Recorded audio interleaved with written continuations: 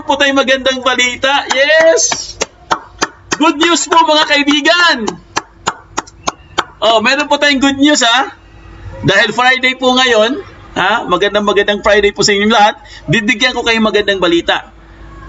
Dahil siguro guys, kasi nga araw-araw po tayo nagla-live, araw-araw po natin binabatikos ang Supreme Court, 'di ba?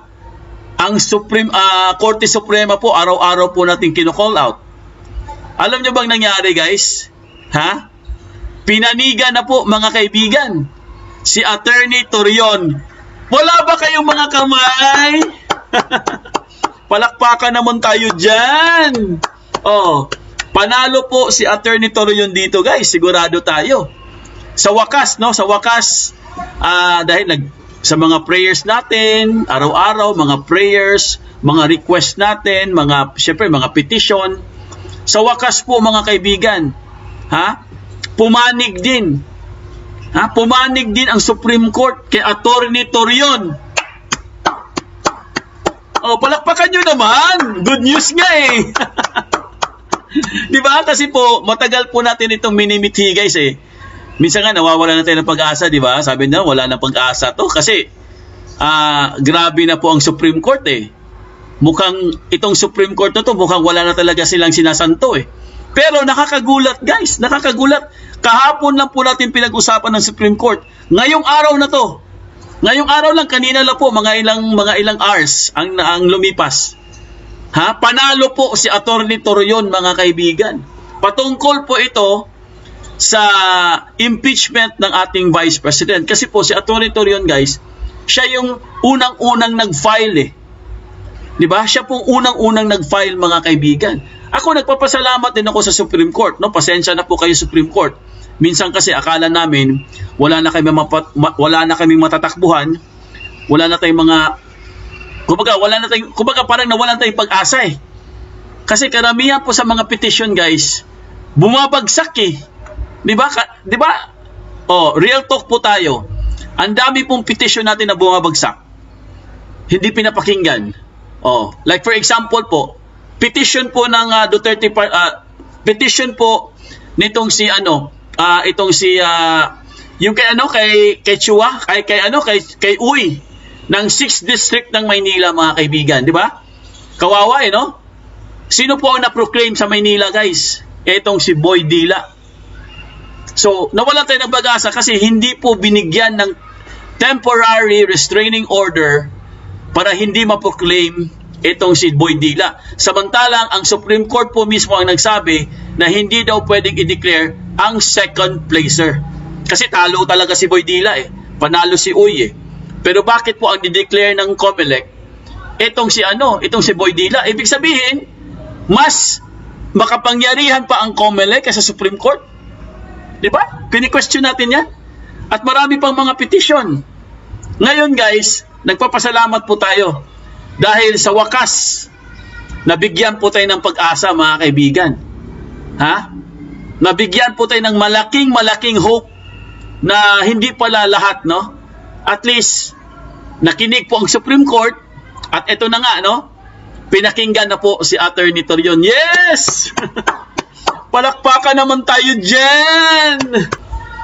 Diba? Pero okay lang din. At least, ngayon, pinakita po ng Supreme Court, mga kaibigan, na panalo po dito si Attorney Torion. Guys, ito po, ipakita ko na sa inyo, ha? Itong, kung paano po pinanigan ng Supreme Court po itong si Attorney Torion, guys. So, napakaganda po ito, napakagandang balita po ito dahil naka-first move na po tayo. Ibig sabihin, tuloy-tuloy na po ito mga kaibigan. Ito po, no? Lakihan po natin, guys. Ito na po yung lumabas kanina sa balita. Ayan po, oh. Basahin po natin mga kaibigan, no? Republic of the Philippines, Supreme Court, Manila NBank. Notice. Ayan, may notice na. Yes, may notice na. Please take notice that the Court NBank issued a resolution dated July 8, 2025 which reads as follows. Ang nakalagay dito, kung babasahin po natin guys, di ba? Basahin nyo rin kasi medyo mahaba-haba po ito mga kaibigan. Laktaw-laktaw na lang ta kasi mahaba man eh. Pero bahala na po kayong replay nyo na lang po, no? So, nakalagay po dito mga kaibigan, GR number 278353, Sara Z. Duterte is her capacity as the Vice President of the Philippines petitioner versus House of Representatives of the Philippines, represented by Ferdinand Martin Romualdez. Ayan ha, ito po ha, represented by Ferdinand Martin G. Romualdez. Nako, oy, tambalos-los. Andito yung pangalan mo, sumagot ka.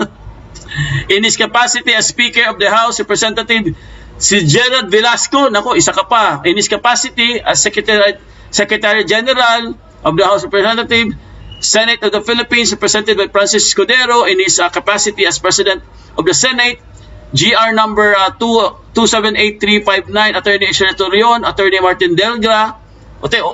Uulitin ko ha yung mga pangalan po guys ha, para maklaro nyo po. Okay? Ito po ang pinanigan ng Supreme Court. Si Attorney Israelito Torion, Attorney Martin Delgra, the third, Attorney James Reserva, Attorney Hilary Olga Reserva, Melchor Kitain Jr., Luna Maria Dominic Acosta, Bay Hondra, Cassandra Dominic Alvencula, Al Ryan Alejandre Dante Apostol Senior, Conrado Baluran, Jessica Bugoyan, Louis John Bugoyan, Pilar Braga, Jonard Dayap, Edgar Iboyan Jr., Richelin N. Justol Bakilod, Mirna Baludo Ortiz, Yusdado Angelo Jr., Mahipos Bones, Andre Minital Alberto, at marami pang iba. Ayan po, ang dami niya, no? Ayan, no? Kita nyo naman, di ba? Lahat po yan, mga kaibigan, yun po yung mga petitioner versus House of Representatives presented by House Speaker Martin Romualdez and Senate of the Philippines. So, ang dami pala, no? Grabe, ang dami palang petitioner, no? Ayan, no? Lahat ng mga pangalan na yan, guys. Mga petitioner po yan. So, nagpapasalamat po tayo once again sa Supreme Court. Sa wakas po, kami po'y natutuwa at kami po'y nagagalak dahil finally, pinakinggan nyo po si Attorney Torion. Finally, pinakinggan nyo si VP Sara or the Office of the Vice President. Diba? Yun na naman talagang inaabangan natin eh. Na sana naman ang Supreme Court po, wag naman silang bias masyado. Pakinggan naman nila ang side ni VP Sara. So ito po, no? Ituloy lang natin guys. Ito po yung ano niya, second page. Tingnan natin yung second page. Saan na ba yun? Ayun. So ito na po yung second page mga kaibigan, no? Lakihan natin para mabasa nyo rin ha. O yan po ang second page. Yan. So ang nakalagay dito, in order to assist the court in full resolution of the various petitions assailing the implement complaints against Vice President Sara Duterte and the court without prejudice to the resolution of other issues, resolved to require these respondents to submit the following information. So ito na yon. Kailangan nila itong masagot. Ayan, no? Ang dami niyan. A, B, C, D, E, F, G, H, I, hanggang H. So, kailangan masagot nila yan, guys.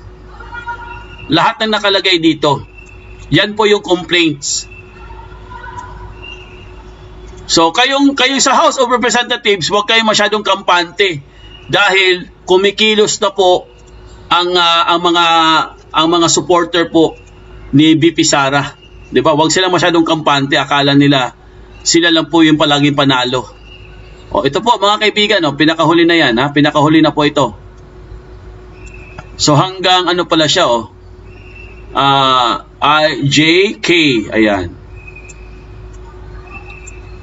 Lakihan natin.